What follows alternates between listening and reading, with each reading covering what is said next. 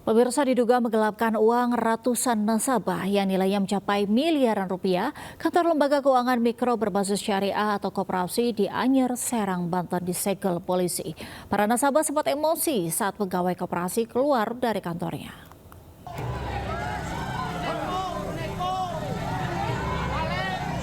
Ratusan warga yang merupakan nasabah turut mengawal penyegelan kantor lembaga keuangan mikro berbasis yang dilakukan petugas kepolisian dari Ditreskrimum Polda Banten. Sejumlah nasabah sempat emosi saat para pegawai keluar dari kantor koperasi yang terletak di Anyer, Serang. Penyegelan ini merupakan tindak lanjut dari laporan atas dugaan penggelapan uang milik ratusan nasabah senilai lebih dari 9,1 miliar rupiah yang disimpan dalam bentuk deposito dan tidak bisa dicairkan saat akan diambil oleh nasabah. Sebelumnya, nasabah diiming-imingi mendapat keuntungan 1% per bulan dari uang yang didepositokan. Namun kenyataannya nasabah tidak bisa mencairkan uangnya. Jadi masyarakat di bulan keberapa tiba-tiba mandek untuk mengambil uang itu susah. Bahkan nabungnya itu ada yang sampai ratusan juta, Pak. Ada yang 500 juta, bahkan ada yang 1 miliar lebih. Para nasabah yang menjadi korban berharap keadilan harus ditegakkan dan mendapatkan kembali hak-haknya. Dari Serang, Banten, Mahesa Apriandi melaporkan. Kita ke informasi lainnya, pemirsa, 2 bangunan rumah di Durensawit, Jakarta Timur ludes terbakar. Diduga kebakaran terjadi akibat adanya korsleting listrik.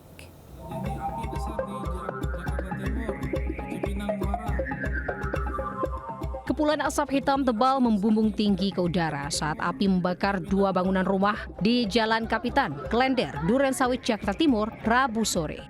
Banyaknya bahan maupun material yang mudah terbakar membuat api dengan cepat membesar. Petugas pemadam kebakaran yang tiba di lokasi langsung berupaya memadamkan api, namun sempat mengalami kendala lantaran jauhnya titik sumber air. Kebakaran diduga akibat adanya korsleting listrik dari salah satu bangunan dan merambat ke bangunan lainnya. Terkait kebakaran di Jalan Kapital RT 06 RW 04 Kelurahan Klender, Kecamatan Durensawit pada RT 16 Bapak Deden. Beruntung tak ada korban jiwa dalam kebakaran ini. Kini kasus kebakaran ditangani petugas kepolisian sektor Durensawit. Di Jakarta, Rio Manik melaporkan.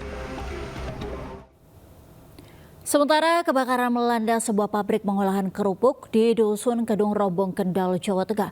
Seorang pekerja terluka saat berusaha memadamkan api yang berasal dari tungku pengeringan kerupuk.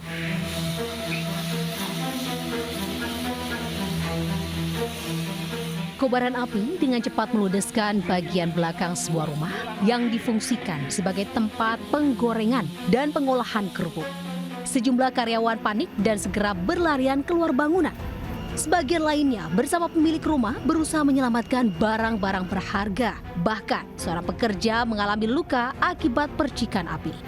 Kejadian bermula ketika tungku pengering kerupuk yang masih menyala tiba-tiba menyambar area sekitarnya. Api kemudian membesar dan menyambar dapur tempat penggorengan yang dipenuhi bekas minyak goreng sehingga kobaran api dengan cepat membesar.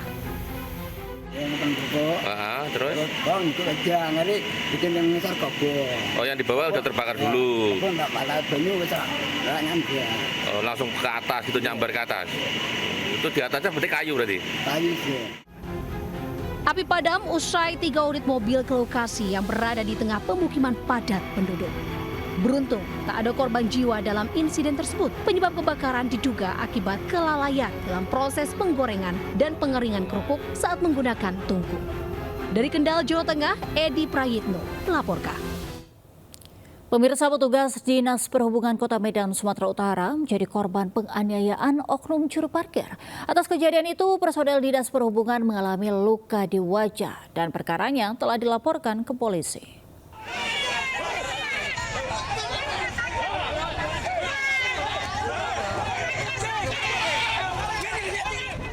Video bentrokan antara personil Dinas Perhubungan Kota Medan dengan sejumlah pria diduga juru parkir viral di media sosial. Bentrokan berawal saat sejumlah petugas Dinas Perhubungan Kota Medan melakukan penertiban parkir liar.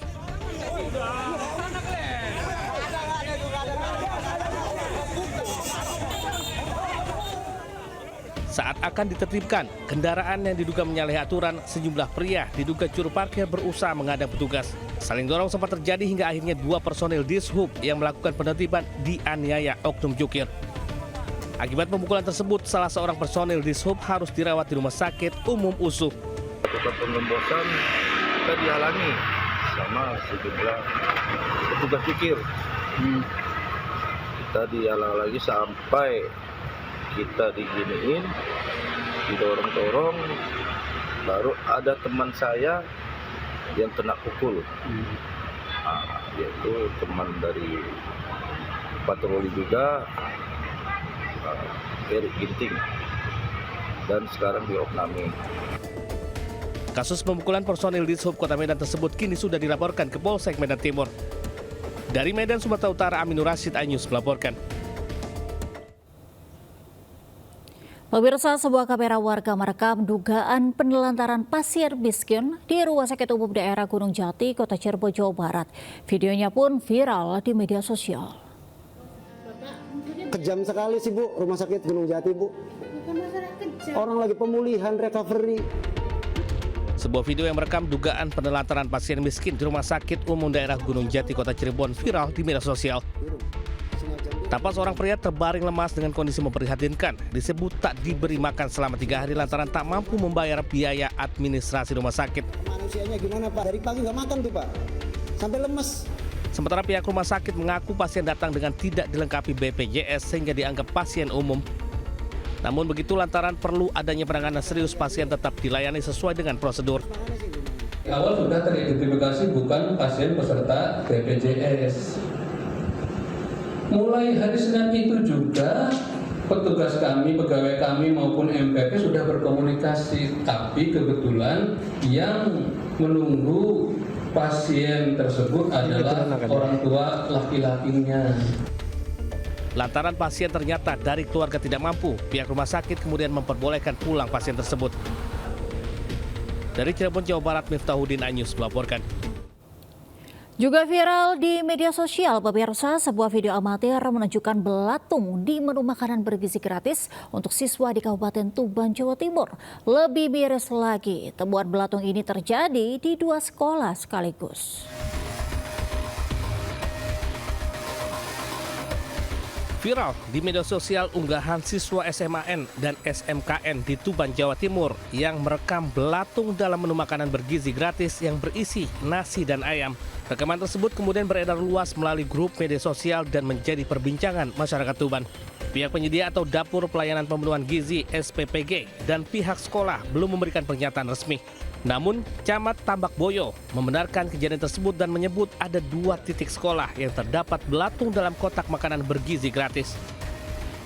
Kemarin informasinya 2 titik di SMK sama di SMA. Antara itu laporan yang kami terima. Hampir keseluruhan kotak makannya hanya 1-2 ada yang terima. Lihatnya informasinya kemarin ada 4. Pihak Kecamatan Tambak Boyo berharap kejadian ini tidak terulang. Penyedia layanan diminta untuk lebih teliti, baik dalam proses pengolahan, penyimpanan, maupun pendistribusian makanan. Dari Tuban, Jawa Timur, Pipit Wibawanto, iNews melaporkan. Ya, setelah sempat menggeruduk rumah pelaku, puluhan korban penipuan rumah kontrakan murah akhirnya melapor ke Polres Bekasi, Jawa Barat. Kerugian para korban atas kasus dugaan penipuan yang dilakukan seorang emak-emak mencapai 5 miliar rupiah.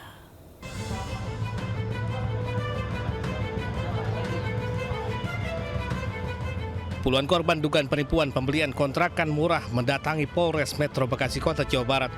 Mereka mengadukan merugi mulai dari 30 juta hingga 400 juta rupiah. Sebelumnya mereka sudah mendatangi rumah kontrakan yang ditawarkan kepada korban di Kelurahan Jaka Sampurna. Namun rumah kontrakan itu sudah dirobohkan oleh keluarga pelaku. Sebelumnya, kontrakan bodong ditawarkan pelaku di media sosial mulai dari 60 hingga 70 juta rupiah dengan surat girik. Namun setelah pembayaran selesai, pelaku hanya menjanjikan korban boleh menempati kontrakan setelah prosesnya di notaris selesai. Setelah berbulan-bulan janji itu tak kunjung ditepati. Berarti kerugian Ibu berapa? 135 juta. Kalau Ibu tahu nggak kalau status rumah itu pada saat beli itu tahu nggak status rumahnya? Taunya saya giring.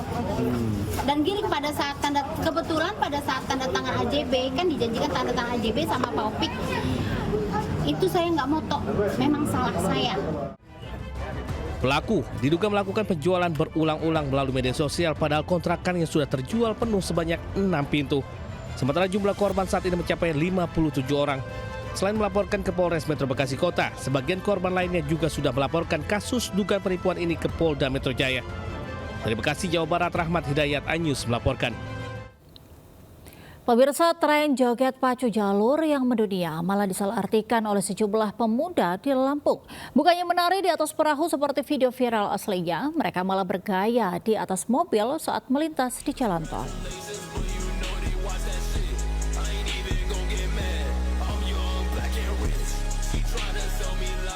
Dalam video yang beredar, seorang pemuda terlihat berdiri dan menari di atas mobil yang sedang melaju di ruas tol Trans Sumatera KM 58 Bekauheni Terbanggi Besar.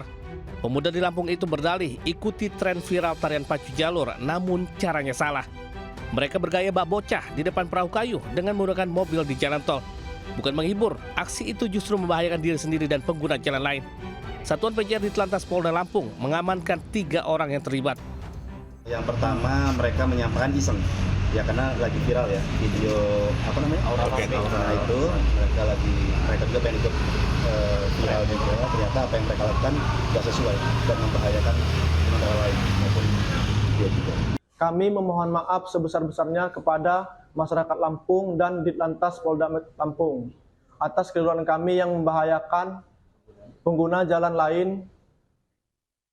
dan kedepannya kami akan kooperatif berlalu lintas dan berjanji tidak akan mengulangi kesalahan kami lagi. Selain membuat video permohonan maaf dan menerima sanksi tilang, ketiganya dijerat pasal 283 Undang-Undang Lalu Lintas dengan ancaman hukuman kurungan 3 bulan penjara.